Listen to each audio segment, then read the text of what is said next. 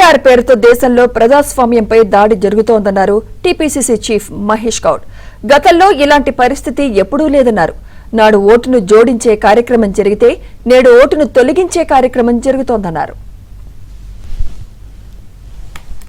ఈ దేశంలో ప్రస్తున్నటువంటి రాజకీయ పరిస్థితులు ప్రజాస్వామ్యాన్నే కాలరాసే విధంగా చర్యలు జరుగుతూ ఉన్నాయి. ఎస్ఐఆర్ పేరిట అర్హులైనటువంటి ఓటర్లని తొలగించే ప్రక్రియ జరుగుతూ ఉంది. మీరు తెలుసుకోవాల్సింది, స్పెషల్ ఇంటెన్సివ్ రివిజన్ అనేది చాలాసార్లు ఇక ముందు ఈ దేశంలో జరిగింది. కానీ అన్నిసార్లు జరిగినటువంటి ఎస్ఐఆర్కి ఇప్పుడు జరుగుతున్న ఎస్ఐఆర్కి చాలా తేడా ఉంది. మీరు చాలా మంది వినుంటారు, లెండో అని ఒక చీఫ్ ఎలక్షన్ కమిషనర్ ఉండేవాడు. వారు హైదరాబాద్లో స్థిరపడ్డారు. వారు చీఫ్ ఎలక్షన్ కమిషనర్ ఉన్నప్పుడు 2002లో కూడా ఎస్ఐఆర్ జరిగింది.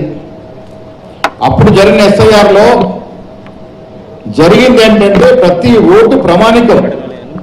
ప్రజాస్వామ్య దేశంలో ఓటుకు ఉన్న విలువ మన ఏ ఇతర అంశానికి లేదు. ఓటు హక్కు అనేది ప్రాథమిక హక్కు. ఆ ప్రతి ఓటును కాపాడుకోవాలి కాబట్టి, దాన్ని జత చేయాలి కాబట్టి ఆనాడు 2002లో ఎస్ఐఆర్ ద్వారా అర్హత కలిగిన ప్రతి ఓటును జోడించే కార్యక్రమం జరిగింది. కానీ మిత్రులారా, ఇవాళ మోడీ, అమిత్ షా నేతృత్వంలో ఎలక్షన్ కమిషన్ బీజేపీకి ఒక ఫ్రంటల్ ఆర్గనైజేషన్గా తయారై వారికి తొత్తులుగా మారి ఇవాళ జరుగుతున్న ఎస్ఐఆర్ ఏంటంటే దానికి భిన్నంగా మనవి కావు, ఇది మతవాద ఓటు కాదు అనుకున్న ఓట్లను తొలగించే ప్రక్రియ ఇవాళ జరుగుతున్న ఎస్ఐఆర్. మీకు అర్థమైంది కదా, ఆనాడు జరిగిన ఎస్ఐఆర్ ఓట్లు జోడించే కార్యక్రమం అవుతే ఇవాళ జరిగే ఎస్ఐఆర్ ఓట్లు తొలగించే కార్యక్రమం జరుగుతూ ఉంది. ప్రత్యేకంగా ఈ ఓటు మనకు పడది అనుకున్నటువంటి ప్రత్యేకమైన ఓట్లను గుర్తించి వాటిని తొలగించే ప్రయత్నం జరుగుతూ ఉంది. దాంట్లో భాగంగా మైనార్టీ ఓట్లు, ఎస్సీల ఓట్లు, తెగల ఓట్లు, మహిళల ఓట్లు తొలగించే కార్యక్రమం పెద్ద ఎత్తున జరుగుతూ ఉంది.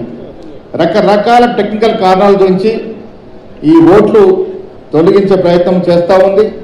ఇది వరకు జరిగినటువంటి బీహార్లో కానీ వెస్ట్ బెంగాల్లో కానీ ప్రక్రియ చూస్తే ఈ దొడ్డిదారినే బీజేపీ అధికారంలోకి వచ్చింది. ఎవరు కూడా మమతా బెనర్జీ గారు ఓడిపోతారు అనుకోలే. కానీ అక్కడ ఓడిపోయిందంటే వారు బీజేపీ వారు తొలగించిన 92 లక్షల ఓట్ల కారణంగా ఓడిపోయింది. దాంట్లో కేవలం 30 లక్షల ఓట్లు మాత్రమే జోడించినారు. 60 లక్షల ఓట్లకు అవకాశం ఇవ్వలే. సో ఇవాళ తెలంగాణ టార్గెట్గా నడుస్తూ ఉంది.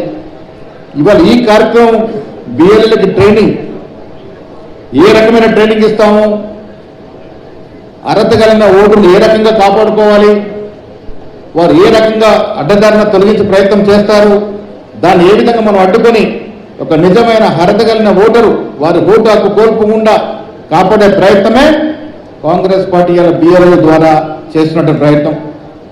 ఆ ప్రయత్నంలో భాగంగానే ఇవాళ రాజేంద్ర రెడ్డి నేతృత్వం వారి నియోజకవర్గంలో పెద్ద ఎత్తున బిఎల్ఏకి ట్రైనింగ్ ఇచ్చే కార్యక్రమాన్ని ఇక్కడ శ్రీకారం చుట్టడం జరిగింది. నాతో పాటు మీనాక్షి నటరాజన్ గారు వీటి వాస్తవాలు తెలియడానికి ఇక్కడికి వచ్చినాం. ఇటీవల చూసినారు, ఓట్లు దొంగతనమే కాదు, రాజ్యసభ సీటు కూడా దొంగతనం చేశారు. సాక్షాత్తు మీనాక్షి నటరాజన్ గారికి మధ్యప్రదేశ్ అవకాశం వస్తే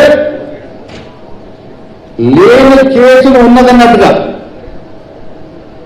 మీరు అర్థం చేసుకోవాలి. ఎఫ్ఐఆర్ లేదు, ఒక క్రైమ్ నంబర్ లేదు, ఒక పోలీస్ స్టేషన్లో కేసు లేదు. అది నామినేషన్ పత్రంలో వ్యక్తపరచిన అవసరమూ లేదు. కానీ నామినేషన్ తిరస్కరించారు. ఎందుకు తిరస్కరించినారు? ఒక సీటు మీనాక్షి నటరాజన్ గారు నీతికి నిజాయితీకి నిలుపుద్దాం కాబట్టి, నిక్కచ్చిగా గాంధీ మార్గంలో పోతుంది కాబట్టి, రాజ్యసభలో మమ్మల్ని ప్రశ్నిస్తుంది కాబట్టి ఆవిడ రాకుండా చేయాలని ఒక సీట్ను దొంగలం చేశారు. ప్రజాస్వామ్యం ఎక్కడుంది? రాజ్యాంగం ఎక్కడుంది? మోడీ, అమిత్ షా మేము చక్రవర్తులు ఈ దేశానికి అనుకుంటా ఉన్నారు.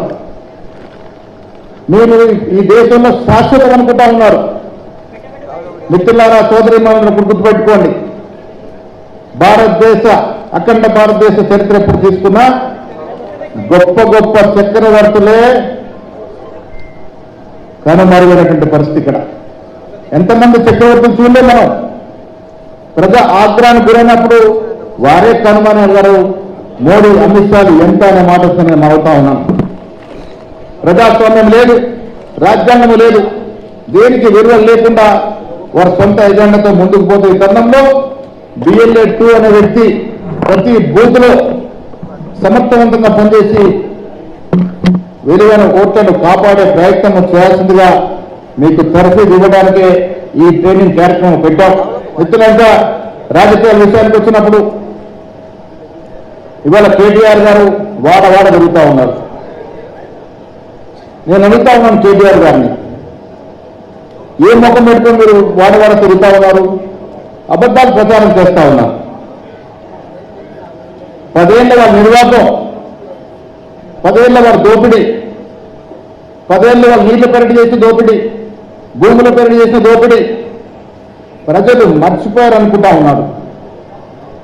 10 ఏళ్ల వాళ్ళ పాలనలో జరిగిన దోపిడీ అంతా మర్చిపోయినారు. ప్రజల జ్ఞాపశక్తి తక్కువ కాబట్టి నన్ను ఏదో స్వాతిముత్యంలాగా చూస్తా ఉన్నారని అనుకుంటా ఉన్నాడు. KTR గారు, మీరు 10 ఏళ్ల కాలంలో చేసిన అక్రమాలు, దురక్రమాలు, అవినీతి ప్రతి పౌరుడి గుండెల్లో ఇంకా మెదులుతూనే ఉన్నది. మీరెన్ని మాయమాటలు చెప్పినా తెలంగాణ ప్రజలు వినే పరిస్థితి లేరు. ఆస్తుల కోసం, డబ్బుకున్న సంపాదనలో వాటాల కోసం